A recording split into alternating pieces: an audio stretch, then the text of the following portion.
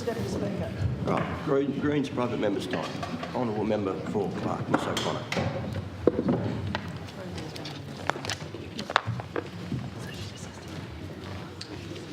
Vote required. Thank you, Mr Deputy Speaker. Cool.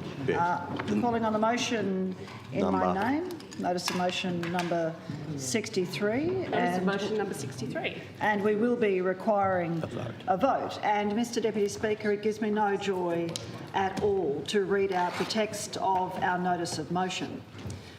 I would like to acknowledge the presence in Parliament today of many young people, climate and environmental activists, people who spend large parts of their lives standing up for a safe climate and a healthy environment.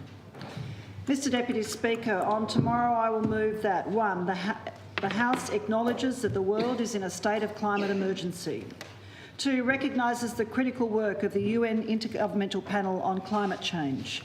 3. Agrees that global temperature rise must be limited to 1.5 degrees to minimise the worst impact of global heating. 4. Commends the United Kingdom, Ireland, the ACT Assembly and the 528 councils that have recognised the climate emergency. 5. Agrees that Australia and Tasmania must take stronger, sustained action to lower our emissions and adapt to the reality of a world in a state of climate emergency. And 6. Declares a climate emergency and calls on the Tasmanian Government to adopt strong targets backed by effective measures to reduce Tasmania's emissions and ensure that strong climate adaptation measures are implemented. Mr Deputy Speaker, what the Greens are asking Parliament to do today is simply to acknowledge the truth. And the truth of it is that the world is in a state of climate emergency, and that is why the UK Parliament, the Irish Parliament, the ACT Parliament and 528 councils around the world have acknowledged the truth and declared a climate emergency. And the science, Mr Deputy Speaker, is oxygen clear. We have a decade to turn this sorry ship around. Global temperature has already increased due to human activity by over 1 degree Celsius. We are feeling the effects here in Tasmania, Mr Deputy Speaker. We've had floods that claimed lives. We've had fires caused by an increase in dry lightning strikes, most recently in 2016 and 2018, that have devastated the Tasmanian Wilderness World Heritage Area and large chunks of our natural environment. We've had fruit fly incursions into Tasmania, compromising our brand and our fruit fly free status. And they are here, Mr Deputy Speaker, because Tasmania is warming along with the rest of the world. We've experienced a marine heat wave on the east coast of Tasmania, where waters are warming faster than most other places in the world. And of course, Mr Deputy Speaker, that will have an impact on aquaculture industries. It is already having an impact on the industrial salmon farming industry. Mr Deputy Speaker, the world is in a state of climate emergency. And that is why, Mr Deputy Speaker, young people are rising up, they are standing up and they are demanding action. They are demanding action from their leaders. They want to know we will stand with them and that we have a path forward that gives them hope for the future. And hope through action is what is required, Mr Deputy Speaker. Now, I am certain that there will be members in this place who've had some really difficult conversations with their children, because young people are informed and they are engaged and they are connected through social media with information and facts in a way they never have been before. And as parents, those conversations are extremely difficult. I find it extremely hard to talk to my kids about their future in a climate emergency. And I just ask members of this place to reflect for a moment on how different their lives are from what ours were when we were their age. We were dreaming of careers, of travel, of love, of family. We believed we could look forward to a comfortable old age if we'd worked hard and we're good people. Young people today have a very, very different future in front of them. We have to acknowledge that. You've got young people who are making decisions about their future based on their terror of what is going to happen to this planet. Now, how do we deal with that acute state of mental distress amongst young people? We give them hope by taking their fears seriously, by being honest about the scale of the problem, the challenge, but also the actions we can take and the opportunities that come out of that action. And we can't give up hope, Mr. Deputy Speaker, because our young people, our children, are counting on us to stand true, to stay strong, to not give in to despair. Now that starts, Mr. Deputy Speaker, with leadership across political parties, across philosophies and belief systems. We need to show leadership, acknowledge the truth and acknowledge the science, Mr. Deputy Speaker. Now last weekend, Mr. Deputy Speaker, Australians voted, and they voted not to change government. They voted for a Prime Minister who took a lump of coal into the Australian Parliament and chortled gleefully. They didn't vote for the Australian Labor Party. Now, I think part of the reason that they didn't vote for the ALP is because the ALP was half pregnant on climate change. On the one hand, you were prepared to say we've got a plan to tackle climate change, and good on you, because at a state level, you didn't take a climate plan to the state election. And on the other hand, just like the Liberal Party, Labor is backing in the Adani mine, and only today the Queensland Premier, Anastasia Palaszczuk, is demanding the federal LNP government hurry up with the approval of the Adani mine. Now, you would think that there might be a lesson in last Saturday night's election result for Labor on climate. Because do you know whose vote went up, Mr. Deputy Speaker? The Greens in the Senate. Congratulations, look what you've delivered.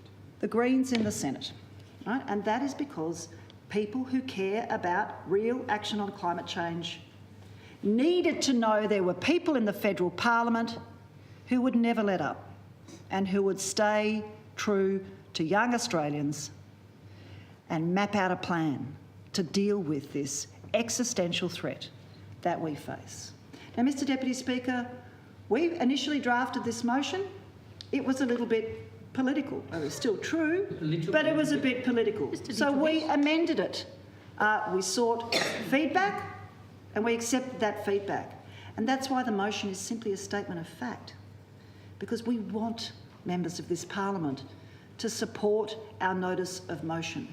We want this parliament to send a message to young people that we hear them and that we're prepared to act. Now, I'm not certain how either the Labor or the Liberals will vote on this notice of motion, but I urge you to have a look at the people who are here watching today, to think about the thousands of kids who strike for climate in Tasmania, the 1.5 million young people around the world who took part in the last strike for climate.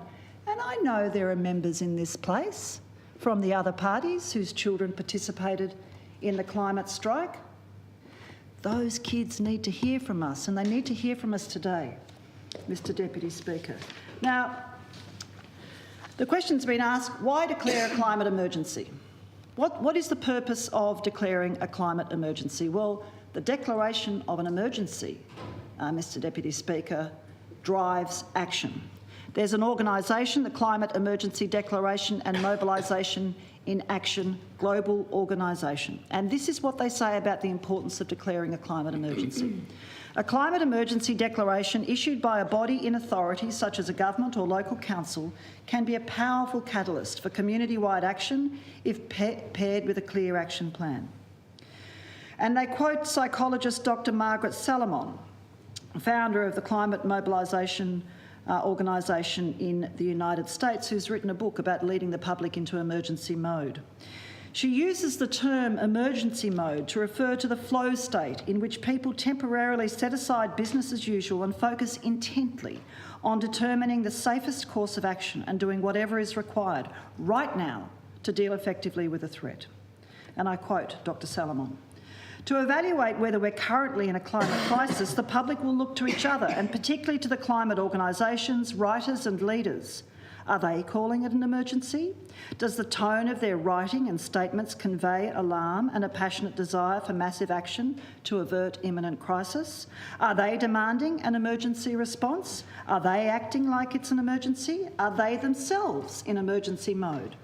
If the answer to these questions is no, the individual will conclude that there must not be an emergency or that emergency action is hopeless because the leaders are apparently unwilling to coordinate emergency action."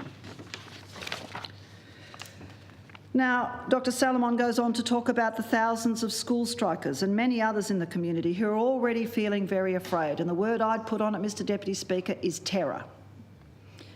Very afraid about their climate future. For those people, the scariest thing is that the government bodies that have the most power to make the necessary big changes appear to be ignoring that there is a climate emergency and pursuing policies that put us all at even greater peril. The current global wave of local councils declaring a climate emergency is finally providing an element of hope and an action pathway, thereby channeling the energy, focus and resources of their communities towards resolving the emergency and restoring safety.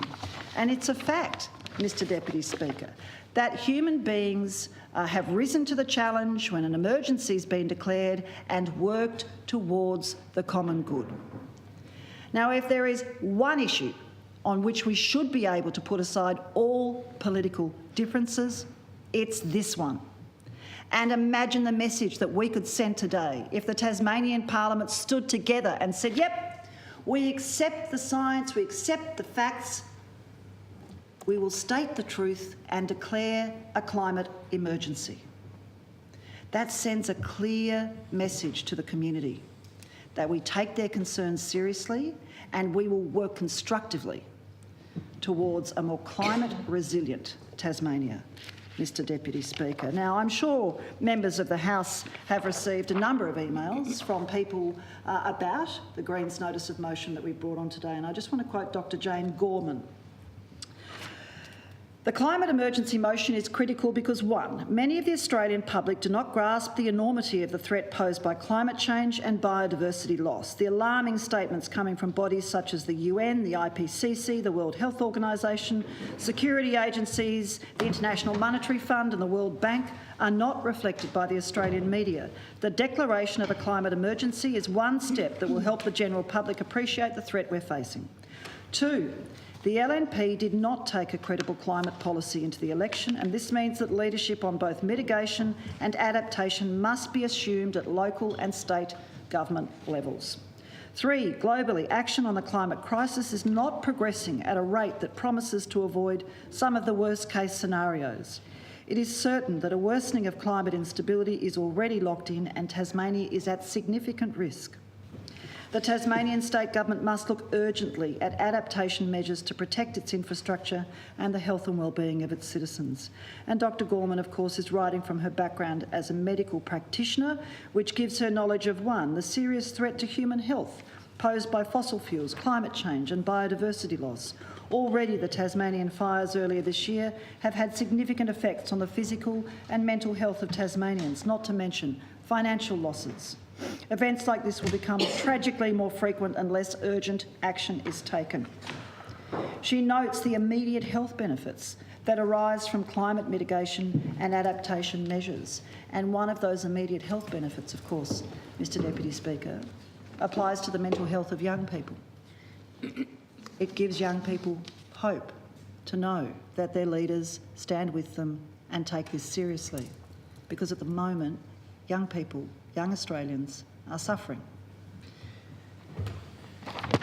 And as a mother, Dr Gorman writes, I would like to think that my children, 10, 8, 7 years old, will live to see this world continue in its current format. This seems increasingly unlikely. We have less than 12 years to make a significant difference to our carbon emissions, or the world will enter an irreversible process that will see the population of all living things on Earth decimated. Here's an email from Carol Benham. I urge you to support this motion today and to declare a climate emergency. This is not the time for partisanship. It's the time to stand up for our children's futures. You have an opportunity to display true leadership in your community, our state, our country and the rest of the world. By signing on to this declaration, you will demonstrate that you take the threat seriously and care about the future of our planet and the legacy you are leaving our children. Now, Mr Deputy Speaker, when we asked... Bless you. When we asked the Premier this morning about whether he was prepared to acknowledge that the world is in a state of climate emergency, he talked about Tasmania's emissions profile. And it was great to hear that Tasmania is a net carbon sink. But let's be honest about why that is, Mr Deputy Speaker. And I go now to the paper that was put out by the in all likelihood re-elected Senator Nick McKim during the election campaign, A Future for All of Us, Making Tasmania a Global Climate Leader by 2030. And it goes to the data around Tasmania's greenhouse accounts. Tasmania's main achievement to date, net zero emissions, owes far more to the conservation movement and Tasmanians who've supported it than it does to the major political parties. Under Tasmania's Climate Change Act of 2008, Tasmania has a legislated target of reducing greenhouse emissions to 60% below 1990 levels by 2050. However, in April 2018, the Tasmanian government announced that Tasmania has become the first jurisdiction in Australia to achieve net zero emissions, quote, 30 years ahead of schedule. Net zero emissions means that the emissions produced in an economy are balanced out by an equivalent amount of emissions being sequestered, drawn out of the atmosphere and stored in forests, for instance. Tasmania's net zero emissions statement is the consequence of two key historical factors. First, the early protection of large tracts of Tasmania's forests, which sequester carbon, and second, the more recent, rapid and wide-scale downsizing of Tasmania's high-emitting forestry industry, Mr Deputy Speaker, and that is a legacy of the Labor Green government. Labor might not be so proud of it, but I tell you what, we sure are, Mr Deputy Speaker, because when you have a look at the greenhouse accounts and the decline in emissions from the forestry sector is profound, and that is what has given us the capacity to stand tall in Australia and say we are net zero emissions. But let's not shy away from the other realities. Emissions from stationary energy are up 7%. Emissions from industrial processes and product use up 5%.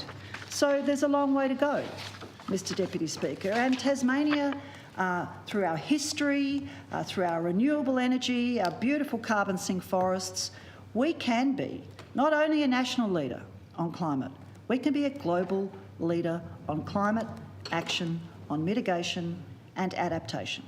We have more scientists per capita living in and around Hobart than any other place in Australia.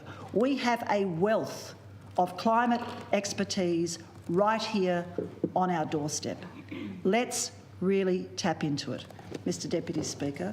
We need to drive mitigation, reducing our emissions in every sector of the economy, and adaptation. And it is a matter of, I think, concern to many Tasmanians that there doesn't seem to be a coherent adaptation strategy in place.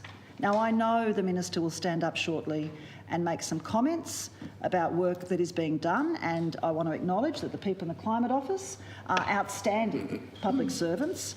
But I think that pulling together that expertise at UTAS, which has just established a new faculty of climate intervention, can work with IMAS and CSIRO and the Antarctic Division and the community, industry leaders, small business, all levels of government, to develop a really coherent adaptation plan.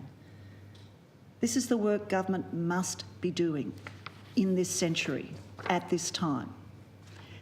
Every responsible government needs to be adaptation planning, Mr Deputy Speaker.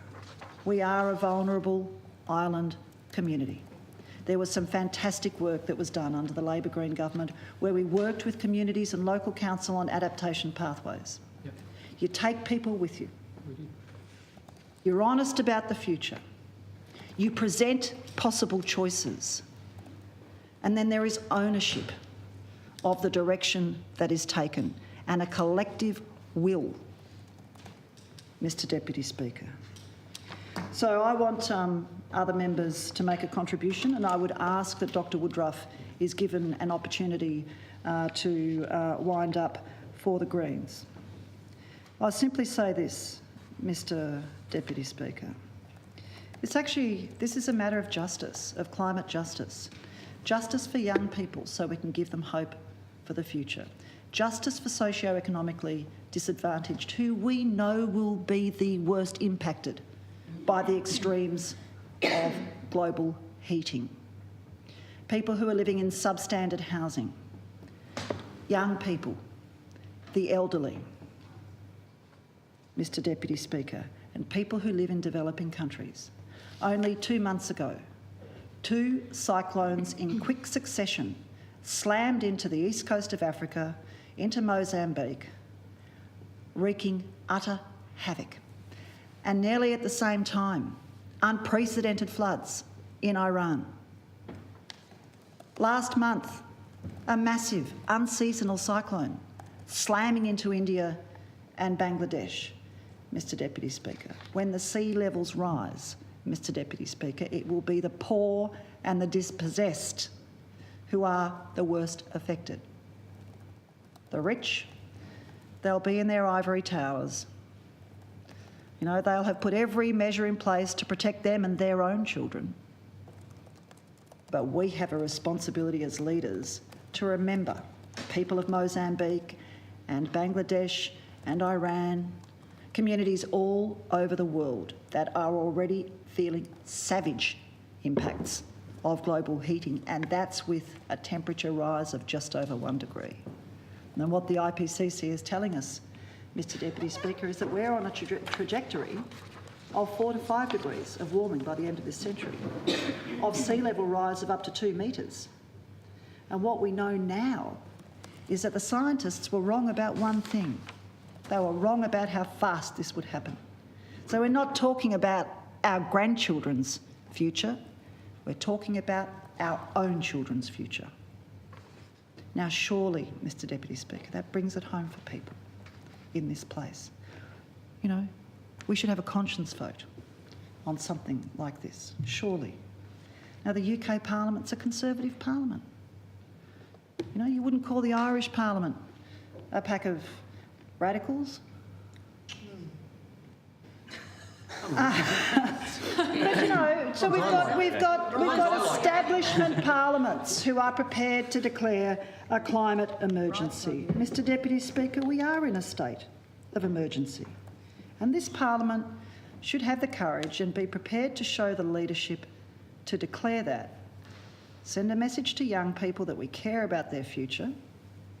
Send a message to the national government that we expect meaningful action on climate change, and drive that sense of connectedness and purpose at the local level so that we can be part of the solution together, Mr Deputy Speaker. What a world we could make here in Tasmania. How much hope we could give our young people if we vote the right way today, Mr Deputy Speaker. I commend the motion to the House. Mr Deputy Speaker. Honourable Attorney.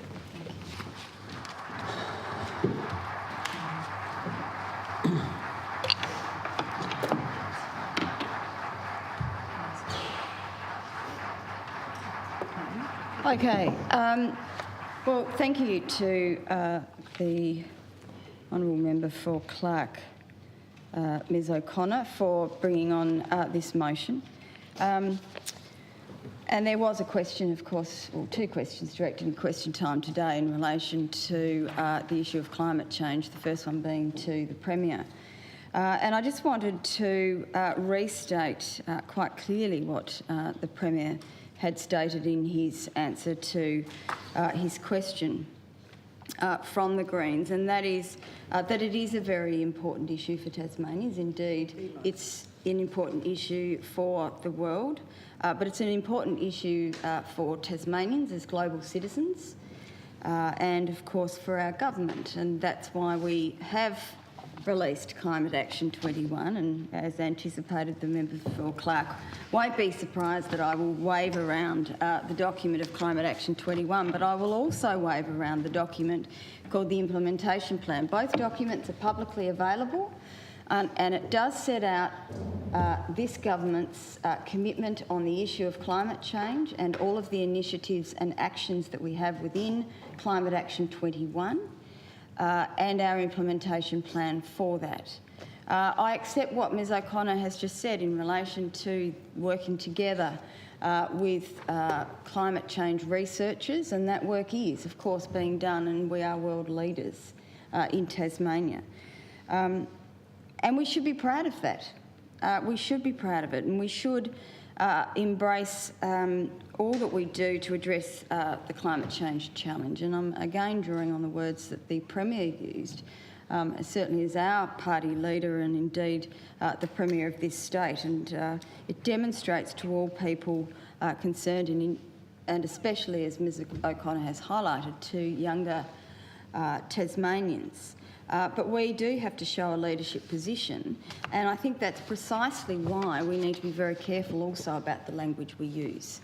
What language would you use? I will get to that. Because change is not... I will Order. get to that because the very first paragraph of this motion states that acknowledges that the world is in a state of climate emergency. Now, that is the most heightened, emotive type of statement I think you could make in relation Ms O'Connor, to... order. You were listened to in silence, please. Yes, thank you, Mr Deputy Speaker, because the point I want to make here is that in my forward as the Minister... If it's not that, it's not an emergency, what is it? In my forward as the Minister, if I can complete my sentence so it's not broken in the Hansard and taken out of context... And I'll quote from my Minister's forward in Climate Action 21. I view climate change as a serious and urgent challenge. And I'm committed to the whole of government activities and approach outlined in Climate Action 21.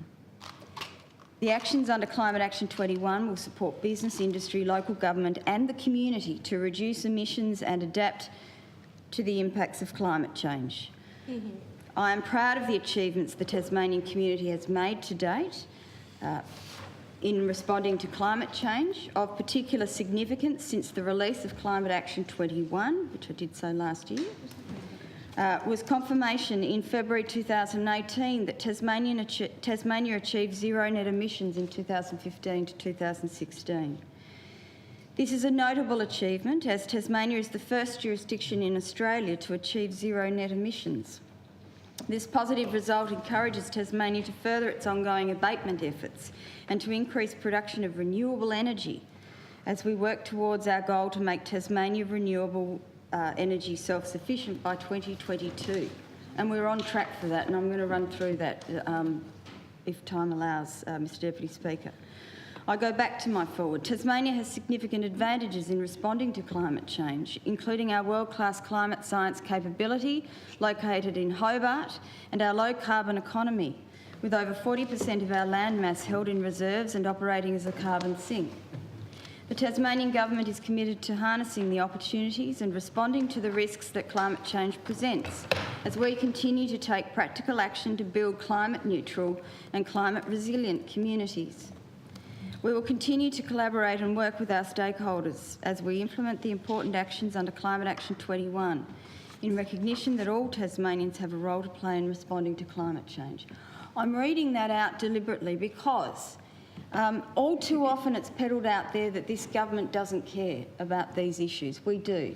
This is a public document. I would urge the public to read it. It's easily available online. The full title is Tasmania's Climate Change Action Plan 2017-2021. It's prepared within the Department of Premier Cabinet, of course, which is the Tasmanian Climate Change Office specifically. And as Ms O'Connor acknowledged, there are some wonderful people that work within that office, and I thank them for their continued work in this regard and all of the actions that they're implementing, which... I do wish they had a real climate change minister. Which I don't need another title. As I've said in this House, I've got six titles already. It does fall within environment. If climate change doesn't fall within our environment, I don't know where it falls. It is the most appropriate title. It is important. It is the most important aspect of the environment portfolio.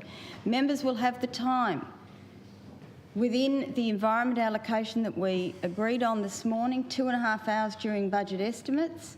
I've confirmed to the House that I will have departmental officers there relevant to climate change throughout the entire time, and if we chop and change, that's fine by me. I will answer questions within budget estimates on this important area within my portfolio. We don't shy away from our responsibility. Now, I do want to get back to my notes because I think it is important to get on record exactly what this government is doing, and that is action. We're not just talking about these things. We're not going to use language that I appreciate the sentiment of the motion, and I will be moving an amendment to the motion, and so if members could bear with me, because there are some important points I want to get on record, and I know that Labor haven't spoken on this, and Dr Woodruff does wish to speak as well. But it is really important to acknowledge that we are responding to climate change, especially in the area of climate science and research, as I've said, and of course renewable energy and clean energy in this state, and we know our commitment in that regard. We have what the rest of the nation wants and needs, and that is low-cost, reliable, clean energy and much needed energy storage. And the Minister for Energy has stated at numerous times in this House the commitment that we've got in relation to being the Tasmania First Energy policy, and that we're on target to deliver full self-sufficiency in renewables by 2022. We've facilitated major wind farm developments at Cattle Hill in the Central Highlands and Granville Harbour on the West Coast. Together, this will inject an additional 260 megawatts of capacity into our system, increasing our wind energy by 80%. Our Northwest region classed in the top 4 renewable energy zones in the nation. UPC Renewables plans to develop the area with prospective wind farms at Robbins Island and Jims Plain. This is exciting, Mr Deputy Speaker, with even grander plans to develop the northeast. There's, of course, the investment, the $30 million investment for the first phase of Battery of the Nation by 2022, with the support of the federal government of the $56 million it committed to the development of the second interconnector between Tasmania and the mainland. With indulgence, is there an amendment? So there is an amendment that I will move. Can we see it? Well, I haven't moved it yet. Well, Well, if members stop interjecting on me, I will be able to make my points, and then I'll get to the amendment. I highlighted for the benefit of the Greens who moved the motion. Order. Have a consideration. Order. The attorney I'm has quite the call. prepared for you to see it, but I haven't formally moved, and it's not. I can't hand around an amendment that I haven't formally moved. The longer you interject on me, Mr O'Byrne, the longer it'll take. Remember that time when we just Order. share our amendments with you when you went Order. up to The attorney has the call. Order. You circulate it so people can have a look at it. Glad you don't know about that, Attorney General. Oh, come on, we Order. just got yours. Exactly. Well, we haven't even started speaking yet. So Mr Deputy Glad she's on the Speaker, no, well, Labor are policyless in this area, and they're trying to cover up for it by delaying my contribution, so they don't have to make a contribution, so they can justify presumably voting down this motion. Dr. Broad just says just get on with it. Just get on with it. Well, if, you know, I'm happy to stand here. You can keep interjecting on me, Dr. Broad. I did say that I wanted to run through some important initiatives of Climate Action 21 because it is important that the Tasmanian people understand our government's agenda for action on climate change and that it reflects the government's commitment to addressing, as I've said, the serious and urgent issue of climate change. The emergency. Under Climate Action 21, actions focus on climate change research, improving energy efficiency, as I've said, reducing transport emissions and supporting business, local government and communities to take action. Members heard from the Premier this morning in relation to establishing a long-term emissions reduction target of zero net emissions by 2050. I will have more to say about that target in future because I think that's probably even a conservative target for this day and age in relation to what we're doing here in Tasmania. Particularly in relation to supporting out the rollout of electric vehicle charging infrastructure in Tasmania. So Climate Action 21 addresses what we're doing in that regard. Also the funding to undertake a business resource efficiency program that will assist small and medium-sized businesses to reduce their emissions and operating costs through resource efficiency initiatives and building industry capacity. We've also provided funding for the Power Smart Home and Business programs, working with local government and regional bodies to embed climate change consideration into strategic and financial decision making. I think one of the important factors in that regard. Our government allocated $3 million in the 2017-18 budget, which was $750,000 per annum over 4 years to deliver a number of new initiatives to respond to a changing climate and to reduce greenhouse gas emissions. This was building on over $400 million already invested by our government to support action on climate change, including a comprehensive targeted fuel reduction burning program, which has been significant. The Tasmanian Energy Efficiency Loan Scheme, modernising and upgrading our renewable hydroelectricity assets, investing in our irrigation infrastructure to provide greater surety for farmers in a changing climate. Nationally accredited training related to climate change issues and supporting businesses and households to improve their energy efficiency. Additionally, at a national level, the re-elected Morrison government will continue the Liberal Nationals' strong record of supporting practical, meaningful environmental action that gets results and continues. It does We're going continue. quite well until Order. Well, You're backing your coal plants. Order. How ridiculous they is that? have provided How ridiculous significant is that? resources to this state, as I said, of $56 million for renewable do you get for energy. that? No one There knows is a what that commitment in means. that regard, No one knows what that significant means if you're investment backing in your coal irrigation, and which I've Mr. just O'Byrne, mentioned order. earlier. so that we can hear from others. In relation to that, and yes, members, I would like to move my amendment, is that we were going so well because Ms O'Connor, I thought, was very respectful in her debate, and now we're actually on a green motion getting Labor being the ones that are being antagonistic in a debate that I actually think is really important to this House. Apologies, but this is where you do And we debate do the have passion. This is where you we do do debate. have a position. So at least Order. Let's have a look. the government has a position on let's have a this. look. We'll be really interested to hear what Labor's position Well, give is us on the time. this. Just move I move to leave out paragraphs 1 and 6 and replace the new paragraphs 1. Acknowledges that climate change is a serious and urgent challenge that requires immediate and practical action from local, national and international governments. 2, notes the that word Tasmania Can't use the must word emergency. continue to be a leader in responding to climate change, especially in the areas of climate science and research and renewable energy. 3, recognises that... Could I have that disseminated, please?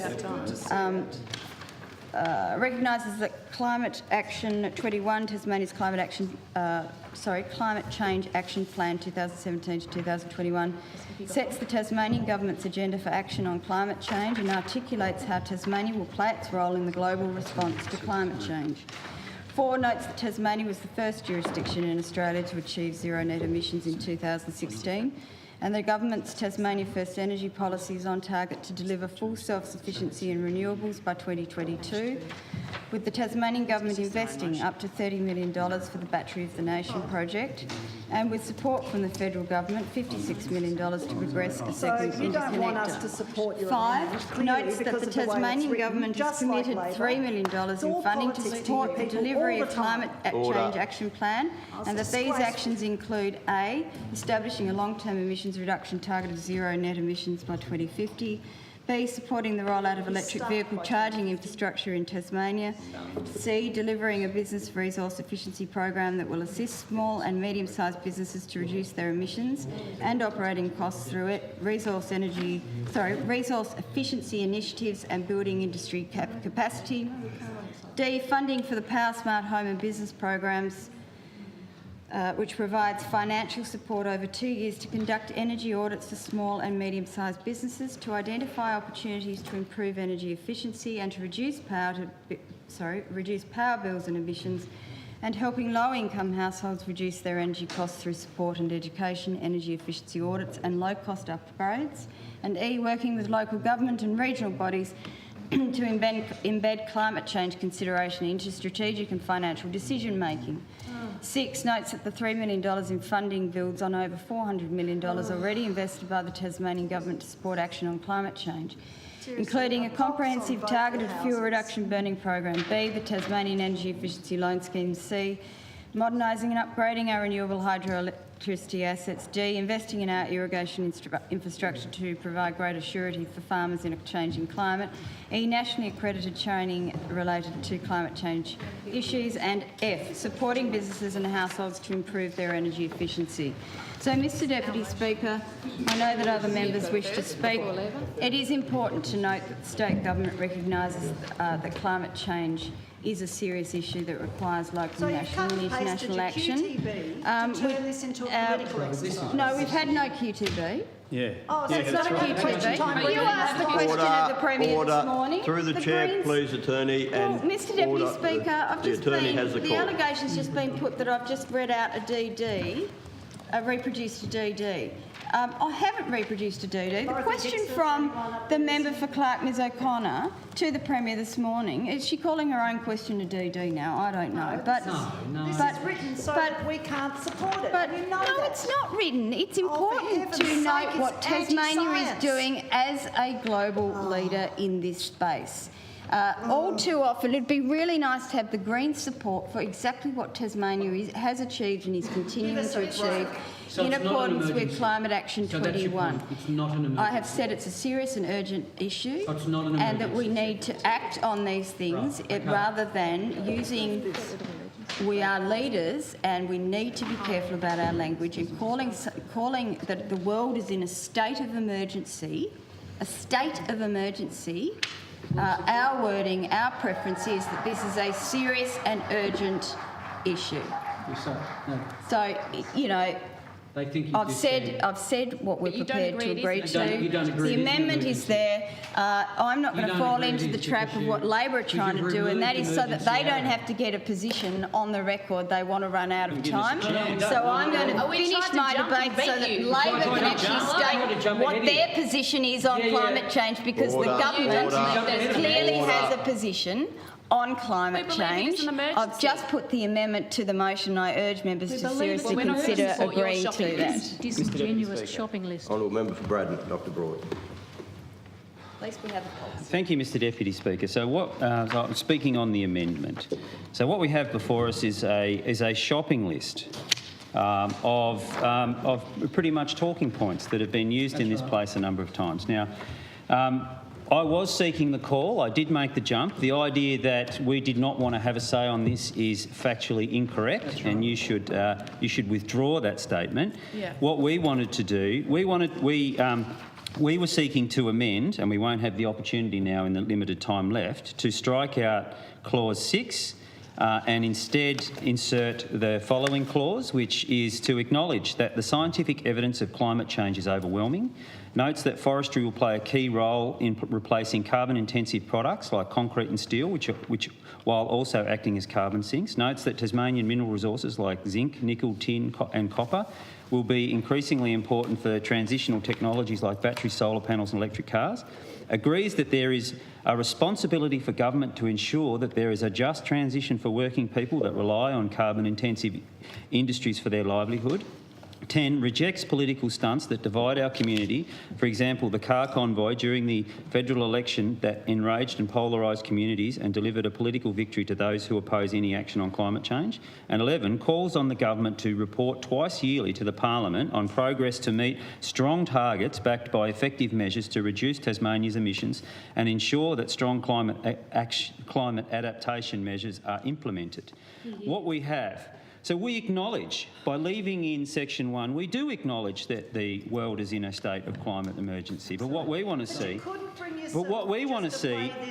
Now, OK, so we have the Greens demanding action here. Demanding action. No, well, history will judge. History will judge that when there was an opportunity, Madam Speaker, for climate action in 2008 with the Carbon Pollution Reduction Scheme, what the Greens did through politics, Madam Speaker, is they knocked that off. That was 10 years ago. There's been 10 years of inaction on climate change because what that decision did, that decision... Point of order, Madam Speaker. Dr Broad seems to have forgotten his history. He is misleading the House. Prime Minister Julia Gillard worked with the Australian Greens to deliver a price on carbon that brought down emissions by about 7 million tonnes of CO2 in a year. Have you forgotten your Okay, it's not a point of order, but you've got it on You're hand. ashamed of your history of your own party. No. You're ashamed of the history of your own party. In 2008 was the opportunity. If we want to make changes on climate change, the best thing to do is to start early. We could have started this 10 years ago. Instead of politics got in the way, the Greens voted down the CPRS, the Carbon Pollution Reduction Scheme, and what did it deliver? It delivered Tony Abbott. That's what it did. It also knocked off Malcolm Turnbull, and it delivered Tony Abbott. And now what we see again in this election, yes, this election, we saw a former member of this place drive a car from Hobart all the way up to Queensland, and what that actually did was it drove a wedge between the people of the town and the city. What it actually did, though, was it delivered government to Morrison. So the Greens' action, the literal impact of that was a rout, a massive swing against Labor in those seats. It created a rallying point. Yes, it created a rallying point for all the LNP Conservatives, all those coal-loving people that brought coal into and celebrated coal in the Parliament of Australia. What that actually did, was create a rallying point at every single stop along the way, and it delivered Morrison government, and now we see the result of that. The result of that is 3 more years of climate inaction. We could have started all this in 2008, and instead what we have again is petty politics. What we actually need is action. And it was great to hear today that Tasmania is a net carbon sink. Now in this also in our amendment, there was an omission from the Greens' original motion, and that is our point 6, that we acknowledge that scientific evidence of climate change is overwhelming. It is overwhelming. Now, when people say to me, do you believe in climate change? I say no, because I don't have to believe. I look at the evidence, and the evidence is overwhelming. It is not about belief, it is about evidence. The evidence is overwhelming. What are you doing about it? Well, what are you doing about it? What you're doing is delivering a Morrison government. You're delivering a coal-loving parliament. That's in effect what policies, what your own parties and your own members' actions has done. What we need is real action, and what we actually have here, especially in point 11, is a call of action on the government. So declaring a climate emergency, what would it actually do? We acknowledge that there is a state of climate emergency, but what we want is to call on the government to report twice yearly to the Parliament about progress. Now, we do have to acknowledge Tasmania's position in the world. And one thing that wasn't acknowledged in the member for Clark's contribution is the successes of Tasmania. Now, Tasmania is a global beacon. Half this state is in some form of reserves. We have had massive investments in hydro energy, and that is something we should be proud of. We have a well-managed forest industry, and as highlighted in what we were proposing, if products like from forests, like cross-laminated timber, which is hopefully going to be built in Burnie. Technologies like that, cross-laminated timber, we should have mega buildings made out of timber, and the benefit of that would be replacing carbon-intensive building materials like concrete and like steel, and also acting as a carbon sink. The building itself would act as a carbon sink, as would the regrowing forest. These are the sorts of things that we should be proud of as a state. We should be proud of our hydroelectric developments, but what we shouldn't be proud of is divisive politics, where what we actually get, instead of getting action on climate change, what we actually end up doing is delivering a coalition government. Yes, that's right, a coalition government. Imagine if we wound back the clock, and in 2008, if we could have got agreement on the carbon pollution reduction scheme, we would have had that scheme in place for 10 years. Imagine the reductions that we could have seen. We know that under the carbon price, that very divisive and it was a very well constructed policy, but it didn't go as far as the CPRS. But what we had was a politic which actually green-lighted massive scare campaigns, Madam Speaker. And what it did, again, was deliver Tony Abbott into government. Tony Abbott into government, that is the outcomes. Instead of focusing on... I can move him in. Oh, great. So leave out all of it. Replace it. Well, if that's the case. So I seek to move an amendment to the amendment to remove all the words from the motion from point 1 to 6 and replace with the original motion With those things, 1, 2, 3, 4. with these things. 1. Acknowledges that the world is in a state of climate emergency. 2. Recognises the critical work of the United Nations Intergovernmental Panel on Climate Change. 3. Agrees that the global temperature rise must be limited to 1.5 degrees to minimise the worst impacts should be impacts of global heating. Commends the United Kingdom, Ireland, the ACT Assembly and the 528 councils that have recognised the climate emergency. 5. Agrees that Australia and Tasmania must take stronger, sustained action to lower our emissions and adapt to the reality of a world in a state of climate emergency. And 6. Acknowledges that scientific evidence on climate change is overwhelming. 7. Notes that forestry will play a vital role in replacing carbon-intensive products like concrete and steel while also acting as carbon sinks. Notes that Tasmanian mineral resources like zinc, nickel, tin and copper will be increasingly important for transitional technologies like batteries, solar panels and electric cars.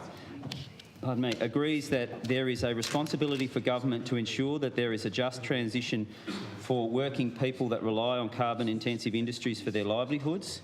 10. Rejects political stunts that divide our community, for example, the car convoy during the federal election that enraged and polarised communities and delivered a political victory to those who oppose any action on climate change. 11. Calls on the government to report twice yearly to the Parliament on progress to meet strong targets backed by effective measures to reduce Tasmania's carbon emissions and ensure that strong climate adaptation measures are implemented. I move the following. Words, you've said enough. So what we do, we also need to acknowledge the scientific evidence. And in the one of the few tricks that the bag of tricks that climate deniers use is they pick out faults in individual models and then say because the models aren't perfect predictors, then what that means is that obviously you throw all the models out. Well, modelling doesn't work like that. I've had some experience. I worked with the CSIRO Sustainable Ecosystems and I developed rainfall runoff models for a whole bunch of catchments in the state. I used gridded climate data, interpolated data, and what the whole idea of a model is equivalent to a map. So if you use the analogy, if you read a map can take you from A to B, but the map doesn't look like the real world. The map doesn't describe all the topography and everything like that. It is a guide to get you from A to B. Just like the climate models will never be perfect, but what they show overwhelmingly is that the global temperature is rising and that carbon emissions are the cause of that. Yes, and we're in an emergency. Yes, and indeed, and we are reaching a situation now. We are reaching a situation now where there are so many unknowns. There are so many unknowns. We have an ice-free North Atlantic there now, stretching way into the summer and even into the autumn. We have Now, we have for you to have extra time this morning, Dr. Broad. well, how about you extend the favour to Dr. we have. Well, we've got other important motions to debate. We have issues like the melting of the ice in the Antarctic. We have melting of ice in Greenland, and both those things will no doubt raise sea level. We have massive impacts on local government. I myself saw my time at Central Coast Council. We had within 2 years 2 floods that were well over the 1 in 100-year flood. We actually have to go around the whole state and reassess what our 1 in 100-year flood looks like because our models don't predict it anymore. So. And we also need to also have a bit of realism here in this place too when we talk about issues like forestry, because forestry will be a key point, and that is a key point for us. I made that point in my contribution, well, actually. Well, but we do. Dr. Woodruff say a few words. Well, I just wanted to make a couple of points, but you just. But what's the point? Well, we do acknowledge that the world is in a state of climate emergency. I'm just outlining some of the impacts, and the impacts in Tasmania will most likely be felt on local government. We've seen floods here. Pardon? Hot air coming out of you at the moment because you're not going to support our motion. Well, You've amended it so that we can't support it. We've amended your Playing motion. Politics with this. You've let all the kids down. We haven't let anybody down. What we're trying to do is put a bit of realism. We acknowledge that the world is in a state of climate emergency.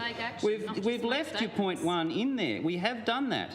We acknowledge, and by maintaining the first 5 points in our amended amendment. Dr. Woodruff say a few words. It takes more than statements. It takes action. It actually takes action, and that was the point that I was getting to. When the Greens actually had time, when they had the ability to actually make some change in 2008, actually make some change, then what happened? What has been the result of that is climate inaction for 10 years. That was what's actually happened. You've forgotten Prime Minister Gillard, haven't you? But anyway. Well, no, what that actually did, of course I haven't.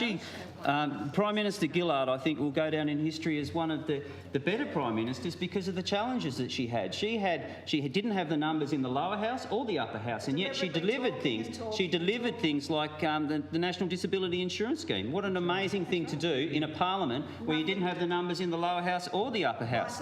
But what we had a situation where the price on carbon was delivered and it was reducing emissions. But what it did, because we hadn't put the carbon, because of the CPRS election, there was a very reduced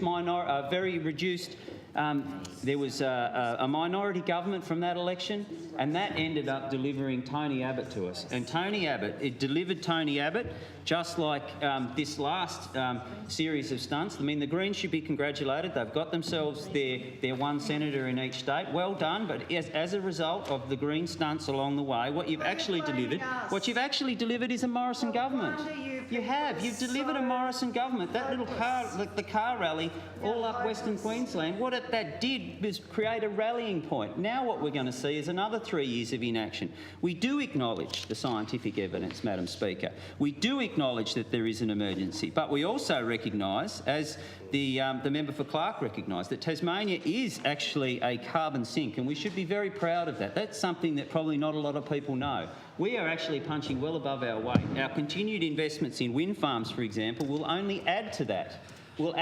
And we have the opportunity, if we can get another Basslink, to actually export the vast majority of that new energy from other wind farms to the mainland. Speaker, the member is engaging in tedious repetition in No, I'm not. I hadn't talked about wind farms at all. From responding to the amendment. I asked you to pull him up so that at least Dr. Woodruff can have a short contribution. Okay, well, I don't think that is a point of order, but I do ask you to be mindful that Dr. Woodruff would like to say something. Right, well, the wind farm developments that we've currently got on the books, so some that are currently being developed, and we've been down to Granville Harbour and had a look. Wind farms themselves in Tasmania, like there are a couple of really big projects that are on the offing, but we need another Basslink to make that happen. So we'd be really encouraging this federal government and indeed members opposite to lobby forcefully to make sure that we can deliver a Basslink 2 or even further Basslinks from that, so we can export our renewable energy and offset coal power, which will have further improvements and further reductions to carbon pollution in the country. And I think that would be something that Tasmania, again, could be very proud of. Thank you, Dr Woodruff. Your head in Dr shame. Woodruff, you've got about a minute 30, but I'm sure you can deliver. Thank you, Madam Speaker.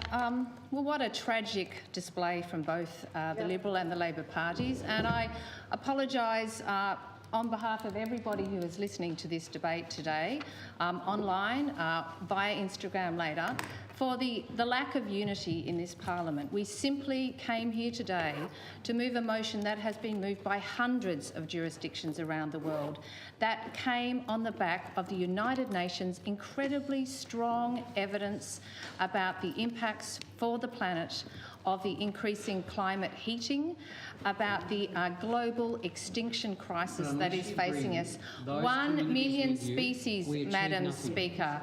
What we are talking about is a state of global climate emergency. What we needed today was a signal for young people, a signal for people who survived the bushfires this summer, that their leaders acknowledge the truth, that the leaders understand the science, and that the leaders are prepared to work together on a plan for action. We didn't prescribe, Madam Speaker, the plan. We specifically did not prescribe a partisan plan. We made no mention of what needed to be done other than that we needed to work together, and the Greens will continue to work together. We will continue to acknowledge we're in a state of climate crisis. We're all going to work together, and we have to act now and act quickly on behalf of our young people and their future for Tasmania, and we will continue to stand up for that. Thank you, Dr Woodruff. So the question is the amendment to the amendment be agreed to. Those of that opinion say aye. Aye. Those to the contrary, no. No. I think the noes have it. Divide. A division is required. Please ring the bells. You wrote that knowing you couldn't support it. You didn't want an outcome. You wrote it knowing you couldn't support it. Ms O'Connor.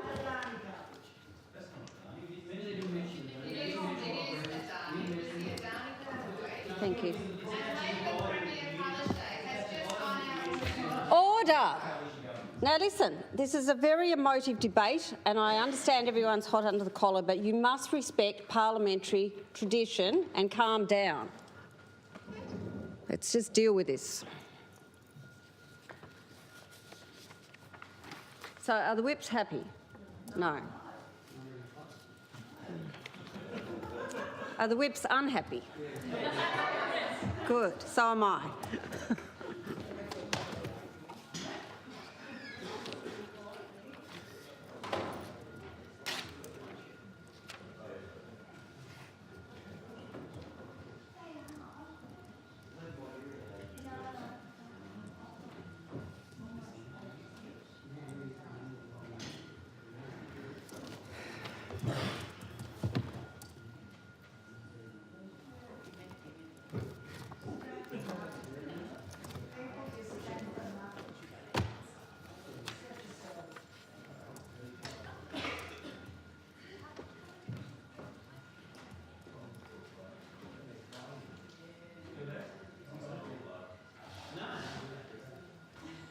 Are the whips happy now? Stop the bells and lock the door. No, sorry, we are still unhappy. Who's missing? Thank you. Right, stop the bells, lock the doors.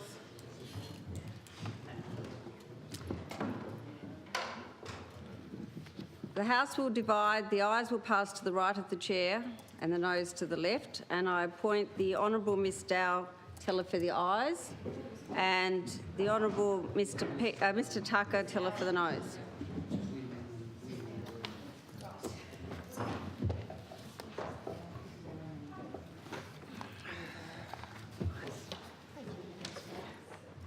Mr Tucker.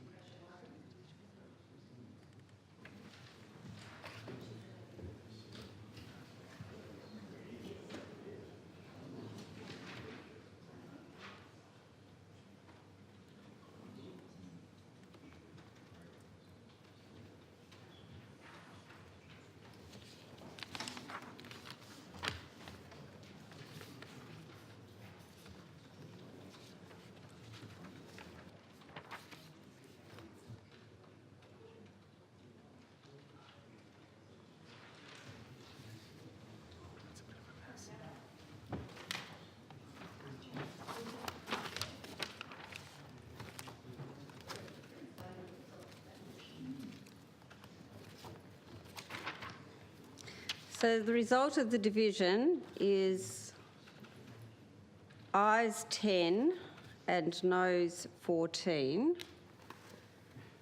So the noes have it.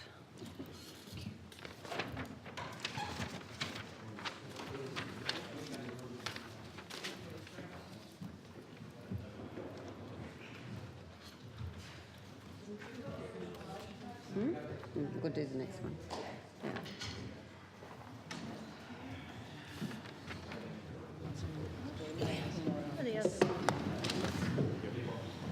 So the question now is that the original amendment be agreed to. Those of that opinion say aye. Aye.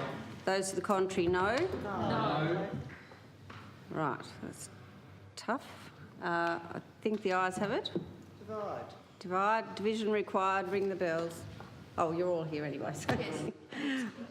Lock the doors. Whip's happy. Sorry? Oh, the whip's happy, yes. Are you happy now? Thank you. Good. Doors locked. Thank you. Thank you. No, locked. Thank you. Okay. So the House will divide again. The ayes will pass to the right of the chair and the noes to the left. And again, I appoint the Honourable Ms Dowd Teller for the... I appoint Ms Dowd Teller for the noes and Mr Tucker Teller for the ayes.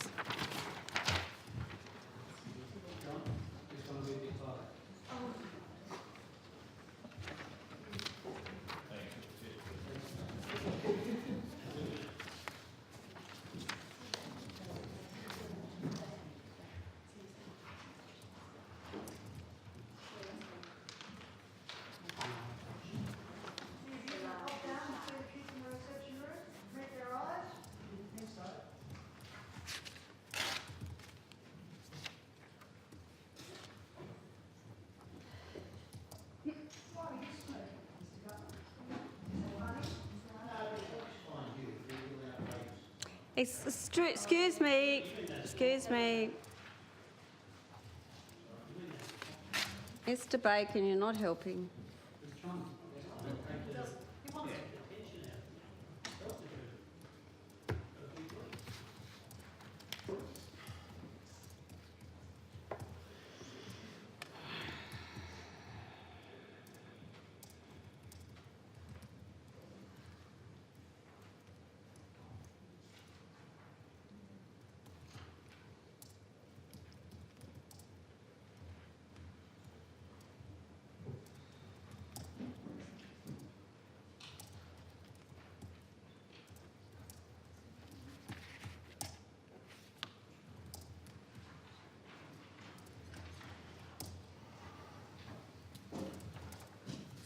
Thank you.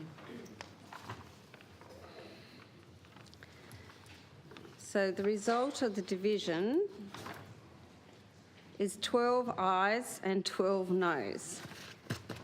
So therefore we have to go to the casting vote, which is always my greatest fear. I have to say I'm extremely disappointed that we haven't had more time to thrash out this extremely serious issue.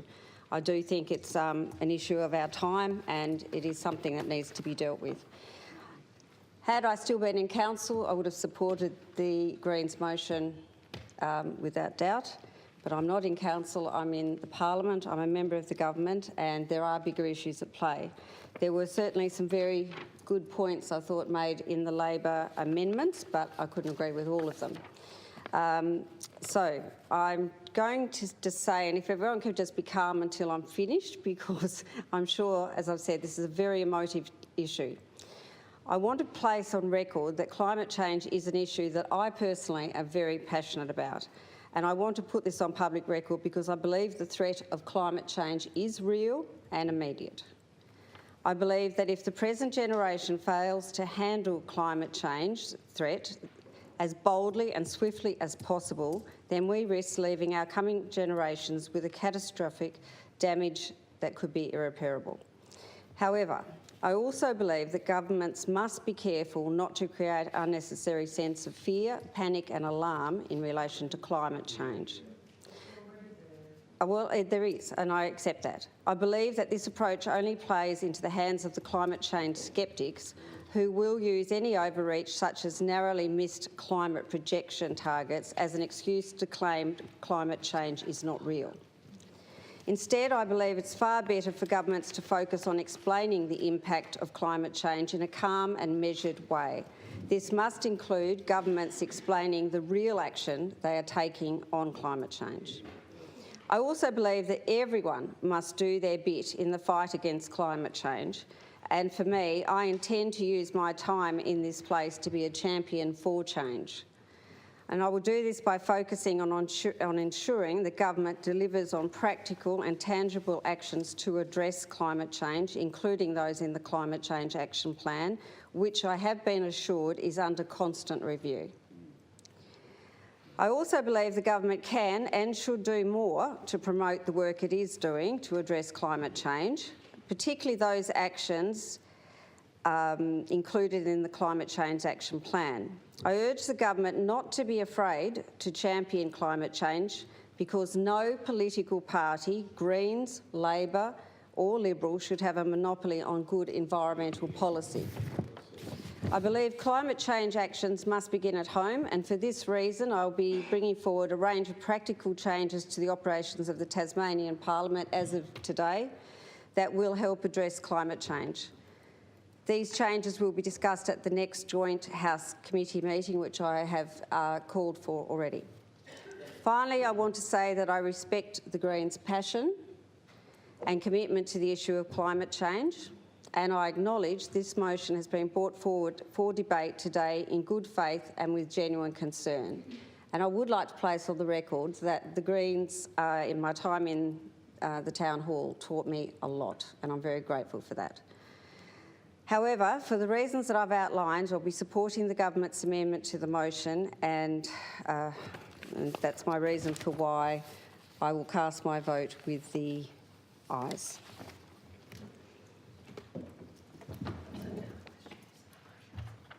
So the question now is that the motion as amended be agreed to. Those of that opinion say aye.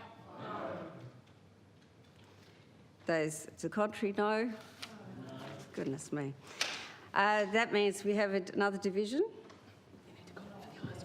Oh, sorry, yes, okay. Well, the ayes have it. No division.